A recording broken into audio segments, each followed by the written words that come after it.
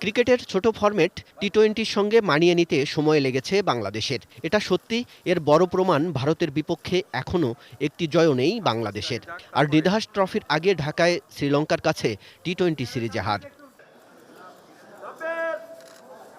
দেশের মাটিতে পরাজয়ের হতাশা ছিল, কিন্তু সেসব কাটিয়ে কলম্বোয় দল হিসেবে পরিণত বাংলাদেশ আবারও প্রমাণ করেছে তাদের প্রবল জয় স্পৃহা। এটাকে বড় পরিবর্তন হিসেবে দেখছেন নির্বাচক হাবিবুল বাশার। টুর্নামেন্টে বাংলাদেশ খুব ভালো খেলেছে। আই থিঙ্ক আমরা খুব আনফর্চুনেট যে ফাইনালটা আমরা জিততে পারিনি, বাট সো ফার দেখে মনে হচ্ছে যে আমরা টি-20 ফরম্যাটটা এখন আমাদের খেলাটা কি হবে সেটা আমরা সেরকম খেলা খেলতে পারছি, বাট এখন অনেক যে আমাদের কাজ করতে হবে ডেফিনেটলি। মাঠ, দর্শক কিংবা লঙ্কান মিডিয়া পাড়ায় চোখ রাখলে বোঝা যায় ফাইনালে বাংলাদেশের প্রতিপক্ষ শুধু ভারত ছিল না, ছিল আরও অনেক কিছু।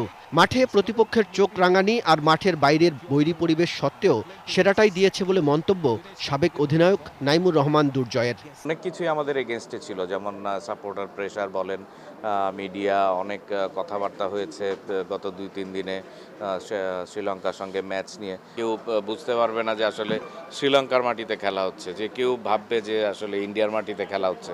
তো সেটা সেইখানেও আমাদের প্লেয়ারদের আমি সাকসেসফুল বলবো।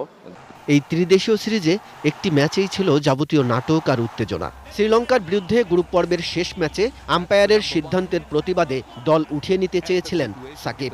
তা নিয়ে আন্তর্জাতিক মিডিয়ায় তোলপাড় কম হয়নি, তবে সাকিবের এই আচরণে সমর্থন রয়েছে টিম ম্যানেজারের। সাকিব যেটা করেছে সেটা পুরো ইমোশনাল একটা ব্যাপার থেকেই করেছে অবশ্য, কারণ আমরা নিজেরা দেখছিলাম যে নো বল ডাকা হয়েছে, তারপর কেন নো বল দেওয়া হবে না।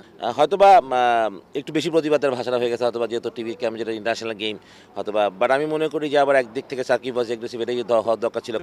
দ্বাদশ খেলোয়াড় নুরুল হাসানকে ধাক্কা মেরে বিতণ্ডায় জড়িয়ে পড়েন লঙ্কান অধিনায়ক থিসারা পেরেরা। তবে এটাকে খেলারই অংশ বললেন নুরুল হাসান। আমি তো তোমার সাথে কথা বলতেছি না, আমি ওনার সাথে কথা হচ্ছে, আমি ওনার সাথে কথা বলতেছি, তখন ও আমার গালি দিছে। তাই আমি বলছি তুমি তোমার কাজ করো, আমি কি করি এটা তোমার দেখার দরকার নেই। এইটা আসলে ওইখানে আমারও চুপ থাকা উচিত ছিল হয়তো বা, বাট হিট অফ দ্য মোমেন্টে আমি হয়তো ওনার কথা রিপ্লাই দিছি, এইটাই জাস্ট। ভারতের কাছে ফাইনালে মন ভাঙ্গা এ হার ভুলতে হয়তো অনেক দিন সময় লাগবে, তবে নিদহাস ট্রফি ভবিষ্যৎ সাফল্যের বিশেষ প্রেরণা হবে সাকিবদের। কাজল রায়, এটিএন নিউজ, ঢাকা।